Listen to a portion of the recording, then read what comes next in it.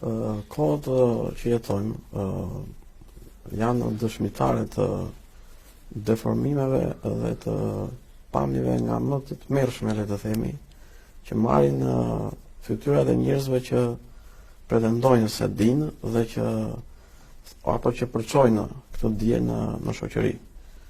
Në çfarë do lloj fusha qoftë. Mirë po, pse ndodh kjo? Ndodh sepse këta njerëz kanë shkëputur ose i kanë prerë përfundimisht lidhjet e tyre me etikën dhe moralin. Kështu që mund të gjesh njerëz pedagog, mësues, profesor, çfarë do lloj statusi që të kenë, që mund të japin dhe leksione të filozofisë së moralit, dhe nga ana tjetër të detyrojnë studentët të paguajnë parë për të marrë provimin.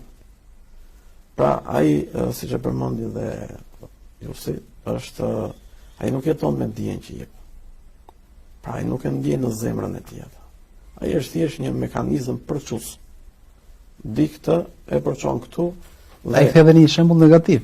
Po, edhe një shembull i keq dhe jep mesazhin e gabuar për masën tjetër sepse jo të gjithë njerëzit bëjnë analiza të hollësishme. Jo, aq më tepër studentët.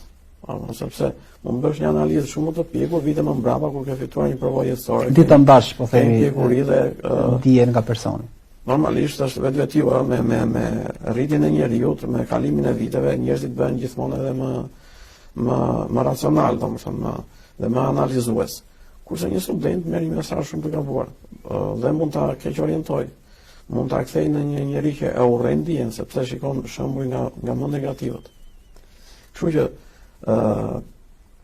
në këtë mes, kjo korrupsioni moral që përmendi dhe Jusi është origjina e së keqes.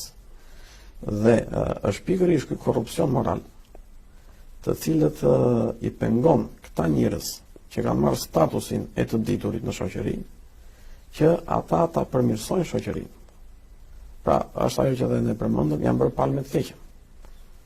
Prandaj, qëndrimet etike dhe morale janë ato që duhet të jenë në fokusin dhe vëmendjen e njerëzve të ditur. Dhe a kanë këto qëndrime kosto, se po themi pak mbrapa që të bëjmë dhe lidhje me pjesën tjetër pastaj, pa diskutim që kanë.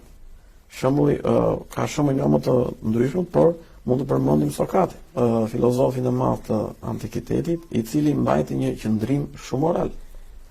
Ai kishte mundësi të largohej, të arratisej dhe të shpëtonte vdekjes. Ndërkohë që zgjodhi të vdiste. Dhe pse zgjodhi të vdiste? Sepse tha, ç'kuptim do të ketë gjithë ajo që unë kam thënë gjithë jetën. Nëse unë tani përpara një momenti të tillë tha tregojnë frikat sak dhe jam bath. E në fundi tha çfarë do të jetoj edhe disa vite më shumë dhe prapë të vdes. Por unë nuk do të vdes në kundërshtim me atë që kam thënë. Pra, mbajti një qëndrim të prerë edhe pse sakrifikoi jetën e vet. Ndërkohë që mund ta bënte kompromisin, e kishte mundësinë. Një nxënësit e vet, njerëzit të afër ja ofruan mundësinë dhe shansin të arratisej, dhe nuk pranoi. Atëherë, ta njerëz që mund të shpjegojnë sot Sokratin, filozofinë e tij apo qëndrimet e tij, janë kundër fare asaj që qëndrimeve që mbante Sokrati.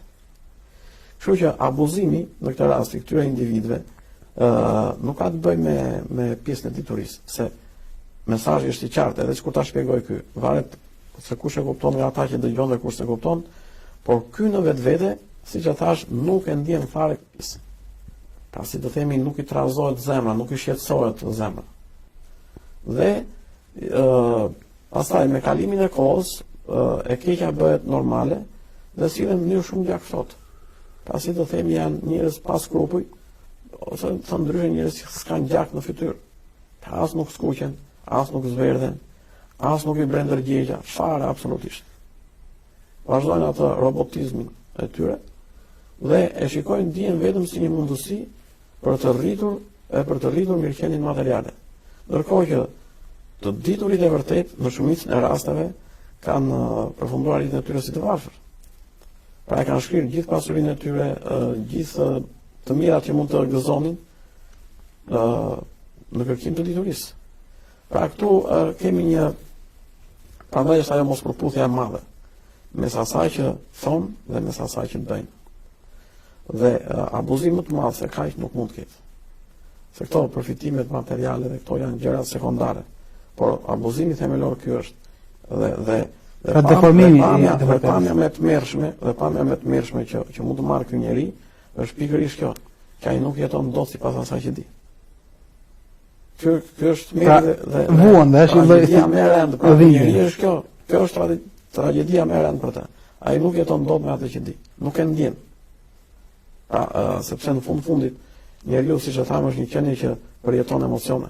Dhe nëse njeriu arrin një status saktuar, duke punuar sinqerisht për të zgjeruar diturinë, ai ka një përjetim shumë të madh shpirtëror.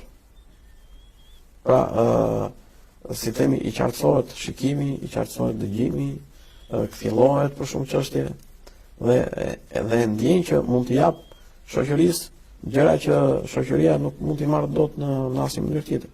Kurse këta nuk arrin dot ta tejkalojnë, le të themi, këtë pjesë dhe përjedhojnë jetojnë gjithë jetën e tyre me një tragjedi të kësaj natyre.